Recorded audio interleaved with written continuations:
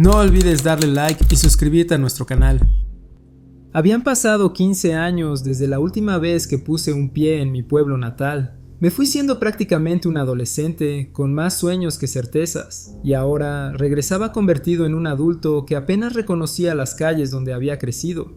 El tiempo había cambiado muchas cosas. Algunas casas lucían pintadas de colores distintos, había nuevos comercios y hasta un par de avenidas asfaltadas que antes eran puro terracería. Sin embargo, dentro de mí seguía esa sensación de que, de alguna forma, nada había cambiado del todo. Lo primero que hice, casi sin pensarlo, fue dirigirme a la casa de mi mejor amigo de la infancia. Habíamos compartido de todo, juegos interminables en la calle, travesuras que todavía podrían sacarnos regaños si alguien las recordara, secretos adolescentes y esas conversaciones nocturnas en las que uno se siente invencible y eterno.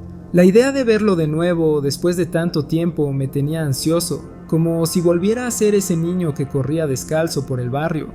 Cuando llegué, la casa estaba cerrada. Las ventanas tenían cortinas pesadas y aunque la pintura estaba desgastada, seguía reconociendo la puerta de madera donde solíamos golpear con piedras para avisar que ya habíamos llegado a jugar. Pensé que tal vez no estaba en casa y justo cuando iba a darme la vuelta para regresar más tarde, lo sentí. Alguien estaba detrás de mí. Me giré y ahí estaba él, mi amigo, mirándome con la misma sonrisa de siempre, como si el tiempo no hubiera pasado. El abrazo fue inmediato, fuerte, de esos que no necesitan palabras. Era como si los 15 años desaparecieran de golpe. Me invitó a pasar y al abrir la puerta noté algo extraño. El interior de la casa estaba descuidado. Muebles cubiertos por sábanas llenas de polvo, cuadros torcidos, objetos rotos como si hubieran pasado años sin que nadie pusiera orden. Le pregunté qué había pasado con la casa y él solo se encogió de hombros, diciendo que estaba demasiado ocupado para arreglarla. Su respuesta me pareció rara, pero no quise presionar. La verdad es que lo único que quería era recuperar el tiempo perdido. Nos sentamos y hablamos durante horas. Fue como volver a tener esas largas pláticas adolescentes, solo que ahora con la perspectiva de los años. Recordamos los partidos de fútbol en la calle, las veces que casi nos metimos en problemas, las primeras fiestas, las bromas tontas que parecían lo más gracioso del mundo. Había algo extraño en él, sí. No lo vi tomar agua ni comer nada, solo estaba ahí, escuchando y sonriendo con una intensidad que no recordaba. Pero yo estaba tan feliz de tenerlo enfrente que decidí ignorar esos pequeños detalles. Cuando la noche empezó a caer, le dije que debía irme a casa de mi primo, donde planeaba quedarme. Él me insistió varias veces en que pasara la noche ahí, que no nos veíamos desde hacía tanto tiempo y que sería como volver a ser niños. Pero la verdad es que la casa me daba mala espina. Había algo en el silencio, en el polvo acumulado, en la forma en que las sombras se extendían por las paredes, que me erizaba la piel. Así que, con cierta incomodidad, le prometí que volvería al día siguiente para seguir platicando. Me despedí y caminé hasta casa de mi primo. Él vivía con su esposa y sus 2 hijos pequeños, una familia cálida y alegre que me recibió con entusiasmo. Durante la cena, mientras charlábamos, les conté emocionado que había visto a mi viejo amigo y que habíamos pasado la tarde poniéndonos al día. En ese momento noté cómo el rostro de mi primo cambiaba por completo. Primero me miró con sorpresa, luego con algo parecido al miedo. Me pidió, casi con voz cortada, que no bromeara con ese tipo de cosas. Yo me quedé helado. ¿De qué hablas? Estuve con él hace unas horas, le dije, todavía convencido de que había algún malentendido. Fue entonces cuando me contó que mi amigo había muerto el año anterior en un accidente de coche, que toda su familia se había mudado poco después y que la casa estaba cerrada desde entonces. No supe qué responder. El tenedor me temblaba en la mano, sentí que la sangre se me iba del cuerpo. Mi primo y su esposa me juraban que lo que decía no podía ser cierto, que esa casa llevaba años abandonada. Esa noche apenas pude dormir. La casa de mi primo, que antes me parecía acogedora, de pronto se sintió como el único refugio contra algo que no comprendía. Terminé durmiendo en el cuarto de los niños porque la idea de estar solo me aterraba. Cada vez que cerraba los ojos, recordaba el abrazo de mi amigo, el sonido de su voz, la naturalidad con la que platicamos. No era un sueño, lo sabía. Nunca regresé a la casa, no tuve el valor. Parte de mí se arrepiente porque siento que él realmente quería verme. Quería conversar una última vez, como si me hubiera estado esperando todo ese tiempo. Pero otra parte de mí sabe que si hubiera regresado, quizá me habría quedado atrapado en algo que no logro entender. Han pasado años y todavía lo recuerdo con claridad. A veces dudo de mí mismo, pienso que quizá fue mi imaginación, un sueño provocado por la nostalgia de volver al pueblo, pero no, yo lo vi, lo abracé, hablé con él, fue tan real como cualquier otra experiencia de mi vida. Y aunque nadie me cree, yo sigo convencido de que, de alguna manera, mi amigo me estaba esperando para despedirse. Ese día había sido bastante normal. Estábamos en casa de mis abuelos celebrando su aniversario de bodas, como cada año. Era una tradición familiar, comida casera, sobremesas larguísimas y, de paso, el inevitable momento en el que todos terminábamos contando historias del pasado. Yo estaba con mi prometido y mi hermana disfrutando del fin de semana sin demasiadas preocupaciones. Ya por la tarde de regreso a casa, íbamos en el coche los tres, cansados y con esa sensación de calma después de un día familiar. La carretera estaba tranquila y yo miraba distraída por la ventana, simplemente dejando que los faroles y las sombras de los árboles pasaran frente a mis ojos. Fue entonces cuando lo vi.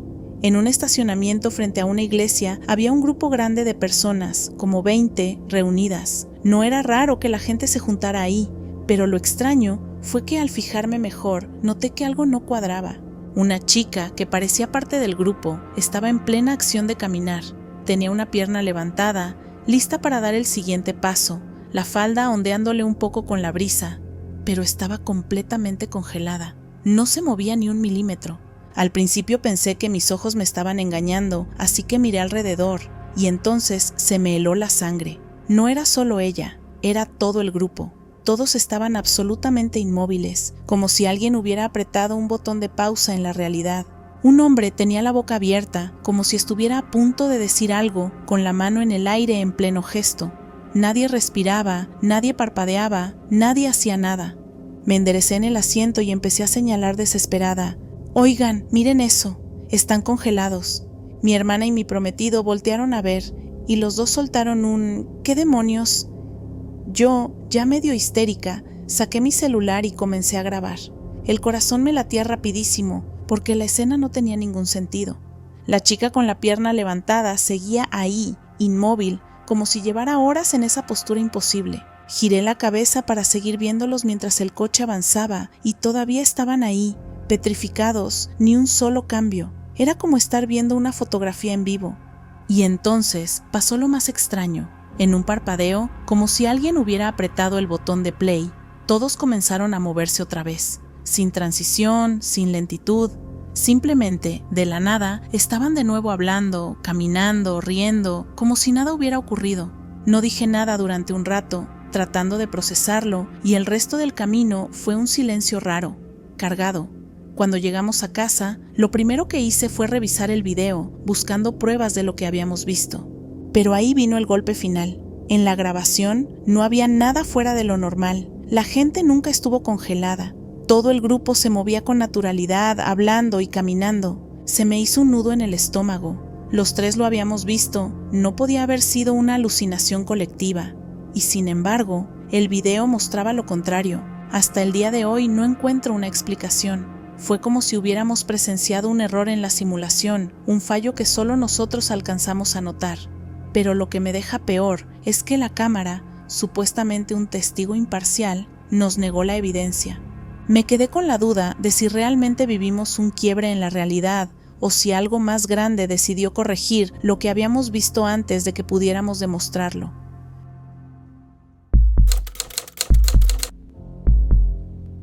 Cuando tenía unos 12 años, conocí a Mariano, mi mejor amigo. Nos encontramos en el equipo de fútbol de la escuela y aunque al principio parecíamos muy diferentes, yo era más reservado y él era de los que hacía reír a todos, nos entendimos enseguida. Con el tiempo nos volvimos inseparables. Compartíamos tardes enteras jugando videojuegos, entrenamientos, fiestas de cumpleaños y también esos momentos en los que uno no dice nada pero se siente acompañado. Durante la adolescencia vivimos de todo, primeras salidas, problemas familiares, desamores, hasta secretos que solo compartes con alguien que sabes que jamás te va a juzgar. Había una confianza absoluta, esa clase de amistad que sobrevive a los cambios de humor, a las distancias y al paso de los años. Ya de adultos, aunque nos habíamos distanciado un poco, cada uno con su rutina, su trabajo, sus responsabilidades, nuestra amistad seguía intacta. Cada vez que nos veíamos era como si no hubiera pasado el tiempo, bastaba una broma o una mirada para entendernos. Cuando tenía poco más de 24 años, tuve un sueño que todavía me persigue cada vez que pienso en él. En el sueño estaba sentado en una especie de muro de concreto junto con Mariano. Lo extraño era que no parecía un lugar que yo hubiera visto en la vida real. De un lado del muro se extendía algo que sentía como nuestro universo, lleno de sombras, formas y una sensación de realidad familiar. Del otro lado, en cambio, había un resplandor blanco tan fuerte que no podía ver más allá, como si fuera una entrada a algo desconocido. Mi amigo estaba tranquilo, sentado a mi lado, como si esa situación fuera de lo más normal. No hablamos mucho, pero la presencia de él me hacía sentir que ese lugar tenía un propósito. Pasamos ahí un rato en silencio, hasta que, de repente, él se levantó, me abrazó fuerte y caminó hacia el lado del muro que daba al resplandor. Yo lo llamé, pero no volteó, simplemente se internó en esa luz, mientras yo me quedaba en el lado de la sombra. En ese momento desperté, con una sensación de vacío en el estómago. Lo raro es que al abrir los ojos me sentía enfermo, como si tuviera un peso encima. Lo primero que hice fue agarrar el celular y revisar si mi amigo había estado activo en Facebook. Vi que sí, que hacía poco había estado conectado. Sentí un alivio enorme, tanto que hasta lo llamé de inmediato. Cuando me contestó, le conté el sueño con una mezcla de nervios y risa. Él se rió también, me dijo que no me preocupara, que estaba bien y me dijo algo como: deja de ver tantas películas raras antes de dormir. Nos reímos los dos, yo me tranquilicé y terminé volviendo a dormir. Lo que nunca imaginé es que una semana exacta después de ese sueño me llegaría la noticia que me heló la sangre. Mariano había muerto en su cama mientras dormía. Tenía solo 24 años. Recuerdo que cuando me lo dijeron no lo creí. Lo primero que me vino a la cabeza fue el sueño. Sentí como si algo me hubiera avisado, como si de alguna forma yo hubiera estado con él justo antes de que se fuera definitivamente. La parte más perturbadora es que él mismo me había tranquilizado días antes, me había dicho que todo estaba bien, y en cierto modo esa fue nuestra última conversación. Lo pensé durante semanas. ¿Fue una coincidencia? ¿O de verdad tuve una especie de adelanto de lo que iba a pasar? Yo lo recuerdo claramente, el muro, la luz y él yendo hacia ese lado del que ya no volvió. Hasta el día de hoy sigo sin entenderlo. A veces me atormenta pensar que quizás pude haber hecho algo, aunque sé que no tenía sentido. Otras veces lo veo como una especie de despedida adelantada, un regalo extraño de haber podido compartir ese último momento con él, aunque fuera en un sueño. Mi abuelo siempre fue un hombre práctico, de esos que no se dejaban impresionar fácilmente por historias de fantasmas o milagros. Había crecido en una época dura, trabajando desde muy joven en fábricas para ayudar a su familia.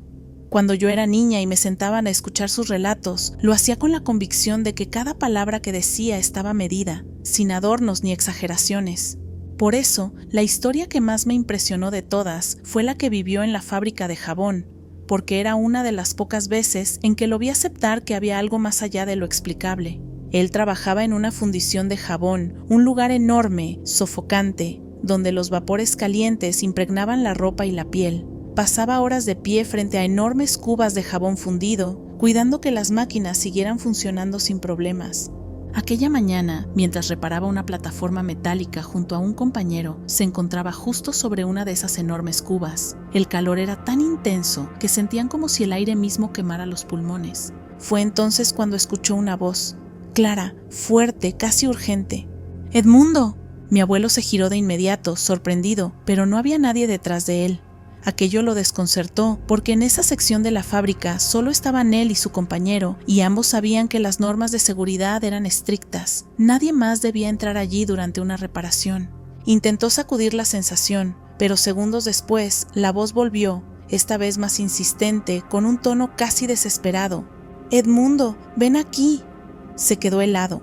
Su compañero, que seguía concentrado en el trabajo, levantó la vista al ver la cara pálida de mi abuelo. Mi abuelo le preguntó si había oído algo, pero el hombre negó con la cabeza. Aún así, la inquietud lo embargó. Había algo en esa voz, algo demasiado real como para ser producto de la imaginación. Movido por un impulso extraño, le pidió a su compañero que lo acompañara a revisar el lugar, como si realmente estuvieran siguiendo a alguien invisible que los llamaba. Y justo cuando se alejaron unos pasos de la plataforma, ocurrió lo imposible. Con un estruendo metálico, la estructura cedió y se vino abajo, desplomándose directamente dentro de la cuba hirviente de jabón fundido. Si hubieran permanecido en su sitio, ambos habrían caído con ella.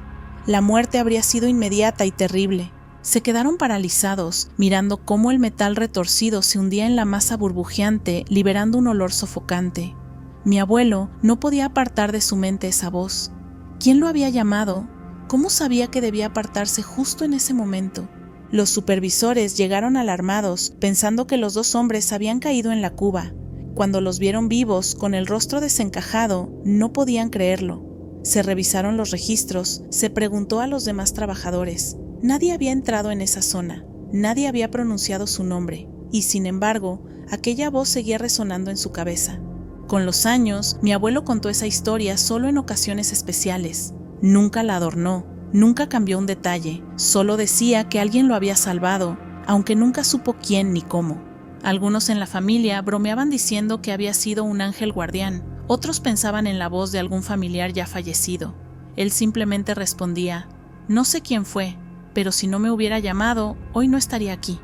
Yo crecí escuchando esa anécdota y todavía me da escalofríos pensar en lo que significó. Tal vez hay cosas que nunca podremos explicar, coincidencias tan imposibles que parecen guiadas por algo más grande. Y aunque mi abuelo ya no está con nosotros, cada vez que recuerdo esa historia, no puedo evitar pensar que tal vez todos, en algún momento de la vida, tenemos una voz misteriosa que nos llama justo a tiempo para salvarnos.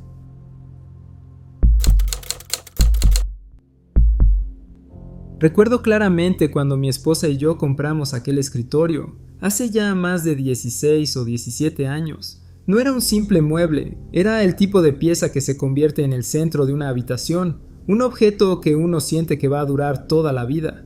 Era negro, elegante, robusto y tenía un cajón grande que se deslizaba suavemente. Para mi esposa era casi un trofeo, lo mostraba orgullosa a cualquiera que viniera de visita. Yo, para ser honesto, lo veía solo como un escritorio, pero con el tiempo terminé apreciándolo tanto como ella. Un año después de tenerlo, nuestra vida dio un giro inesperado. Un ladrón entró en nuestra casa. Nunca olvidaré el ruido del vidrio cuando rompió la ventana y cómo, en su huida, saltó directamente sobre el escritorio. Fue un caos de segundos. Vidrios por el suelo, cosas tiradas y, lo peor de todo, el escritorio con un arañazo feo en la superficie y en el frente del cajón. Mi esposa lo vio como una herida irreparable, un recordatorio permanente de aquella noche de miedo. Para mí, en cambio, se volvió casi una cicatriz que contaba nuestra historia. Años después nos mudamos de ciudad. La mudanza fue complicada, de esas en las que no hay espacio suficiente y terminas dejando algunas cosas atrás. El cajón del escritorio, de alguna manera, quedó fuera del resto del mueble. Mi esposa quería acomodar el cajón en el escritorio, pero le dije que era mejor dejarlo afuera tapando algunas cosas. Decidimos guardar todo en una bodega con la idea de recuperarlos más tarde. Pasaron 3 o 4 años y cuando por fin volvimos a sacar el escritorio, el cajón había desaparecido. Simplemente no estaba, ni rastro. Ese fue el inicio de una discusión que se volvió parte del guión de nuestra vida cotidiana. Durante más de una década escuché a mi esposa recordarme, medio en serio y medio en broma, que seguramente yo había perdido el cajón, que lo dejé olvidado en la mudanza o lo tiré sin darme cuenta. Era un reclamo que con los años adquirió cierto tono cómico, pero nunca dejó de dolerle un poco, porque para ella ese mueble había sido especial, y yo, aunque no lo admitiera, me sentía culpable. Avanzamos hasta hace apenas un tiempo, cuando decidimos hacer un viaje de vacaciones a la ciudad donde habíamos vivido. Fue una visita cargada de nostalgia, caminar por las mismas calles, ver los mismos parques, recordar tiendas que ya no existían. En medio de uno de esos paseos, a solo unas cuadras de nuestro antiguo hogar, salió el tema del cajón perdido.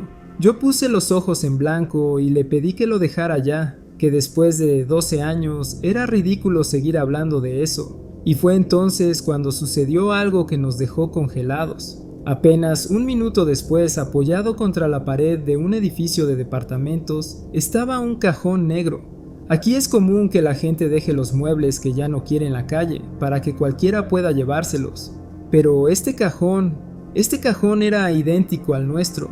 Nos miramos incrédulos, nos acercamos con cautela, como si temiendo que de pronto se desvaneciera, y allí estaba, las mismas dimensiones, el mismo color, y lo más imposible de todo, las mismas marcas de aquel robo de hace más de una década. El mismo rasguño inconfundible. No sabíamos si reír, llorar o salir corriendo. Era absurdo. ¿Qué probabilidades había de encontrar un cajón, no solo idéntico, sino con la cicatriz exacta de nuestra historia? En la misma ciudad, en la misma zona, justo el día y la hora en que pasábamos por allí, lo cargamos con nosotros, casi temblando. Cuando lo llevamos de vuelta y lo encajamos en el escritorio, encajó a la perfección. Era como si nunca se hubiera ido. Han pasado días desde entonces y todavía nos quedamos mirándolo sin entender. El cajón, que había desaparecido durante 12 años, había vuelto a nosotros de la manera más inexplicable posible. Mi esposa dice que quizás alguien lo tuvo todos estos años y que, por pura casualidad, decidió deshacerse de él justo cuando estábamos en la ciudad. Pero yo no lo veo así. Para mí hay algo más, algo que se nos escapa. Es como si el cajón hubiera estado esperando volver, como si el tiempo hubiera dado un salto imposible para reunirnos de nuevo. No lo sé, pero cada vez que abro ese cajón siento un escalofrío. No es solo un mueble recuperado, es un recordatorio de que las cosas, y quizás también las personas, pueden desaparecer y regresar, desafiando cualquier lógica que conozcamos. Tenía 25 años y apenas comenzaba a adaptarme a una nueva etapa de mi vida. Me acababa de casar y hacía apenas unos meses había tenido a mi primera hija. Todo era nuevo. Las noches sin dormir, la rutina de alimentar y cuidar a un ser tan frágil, las dudas constantes sobre si lo estaba haciendo bien. A pesar del cansancio, había una felicidad serena en mí, una sensación de que por fin la vida tenía un propósito distinto. Ese día salí de casa por un recado sencillo: ir a la tienda de pinturas. Era la primera vez que dejaba a mi bebé sola con su padre, y aunque solo serían unos minutos, mi mente estaba inquieta y deseosa de volver lo antes posible. Recuerdo haber comprado, entre otras cosas, una vara extensora para rodillo de pintura. La metí en la camioneta y conduje hacia casa pensando en lo rápido que quería terminar esa tarea para regresar con mi hija. Al tomar la salida del freeway y detenerme frente al semáforo en rojo, escuché de pronto el chirrido violento de unas llantas detrás de mí. Mi instinto fue mirar por el espejo retrovisor. Un automóvil venía demasiado rápido, directo hacia mí. En ese instante no hubo tiempo de nada, ni siquiera de reaccionar. Solo el pensamiento fugaz: me va a estrellar. Y entonces ocurrió lo imposible. De repente ya no estaba dentro de mi camioneta. Estaba de pie afuera, observando la escena como si fuera una espectadora invisible. Vi mi propio vehículo destrozado, vi el tubo de extensión que acababa de comprar atravesando el parabrisas y atravesándome a mí. Pero lo extraño es que no había dolor, ni miedo, ni siquiera sorpresa. Solo una calma absurda, como si aquello no me perteneciera del todo. No sabría decir cuánto tiempo duró esa visión, pero de un momento a otro volví a estar sentada en mi asiento, con las manos en el volante. El mismo sonido de llantas frenando volvió a sacudirme, como si el tiempo hubiera retrocedido unos segundos. Otra vez miré por el retrovisor. El mismo auto venía directo hacia mí, pero esta vez se desvió a último momento, pasándome por la izquierda, cruzando la luz roja y milagrosamente sin chocar contra nada. Vi a los ocupantes al pasar. Juro que el pasajero, una persona joven, me miró directamente con un gesto de horror, como si hubiera visto algo que no podía comprender. Era una mirada que decía: sé lo que acaba de ocurrir. Me quedé inmóvil unos segundos cuando el auto desapareció en la distancia. No podía procesar nada de lo que acababa de experimentar. ¿Había muerto por un instante? ¿Había visto un posible futuro que se corrigió de alguna manera? El semáforo cambió a verde y, como un robot, avancé. Mi único pensamiento era volver con mi hija, volver a abrazarla, asegurarme de que todo estaba en orden.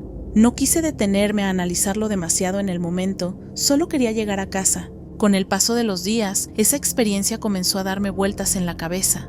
Lo más extraño es que la gente a mi alrededor notó un cambio en mí. Amigos cercanos y familiares me decían que parecía otra persona, más tranquila, más distante en algunos aspectos, como si algo en mi esencia hubiera cambiado. Incluso físicamente empecé a transformarme. Mi cabello, que siempre había sido oscuro, abundante y rizado, poco a poco comenzó a alisarse y a tornarse gris. Fue entonces que me topé con el concepto de los walk-ins. Según esa creencia, hay momentos en que un alma puede abandonar un cuerpo y otra entra en su lugar, tomando la vida que ya existía. Dicen que a veces ambas almas conviven un tiempo hasta que la nueva se integra por completo. La teoría me perturbaba y me fascinaba a la vez. ¿Y si lo que yo viví fue exactamente eso? ¿Y si el accidente estaba destinado a que la alma anterior muriera en ese instante y la mía, o la que ahora habita mi cuerpo, entrara para continuar? No tengo pruebas, pero algo en mí cambió radicalmente a partir de aquel día. Y aunque podría explicarlo como un simple efecto del miedo o como la suma de matrimonio, maternidad y cansancio, hay una parte de mí que sabe que no fue solo eso. Porque desde entonces, cada vez que me miro al espejo o cuando acaricio el cabello lacio y gris que nunca tuve antes, me pregunto en silencio, ¿soy la misma persona que salió aquella mañana a comprar pintura? ¿O alguien más tomó mi lugar sin que nadie lo notara? Antes de terminar este video, queremos darnos la oportunidad de saludar y agradecer a nuestra comunidad de tenebrosos. Valoramos mucho su apoyo. Cada suscriptor, cada comentario, cada like nos motivan a seguir creciendo y mejorando. Ustedes nos dan la oportunidad de hacer algo que nos apasiona y recuerden que si tienen una historia para compartir con nosotros, no olviden enviarla a nuestro correo electrónico que está en la descripción del video. Nos vemos en el próximo universo.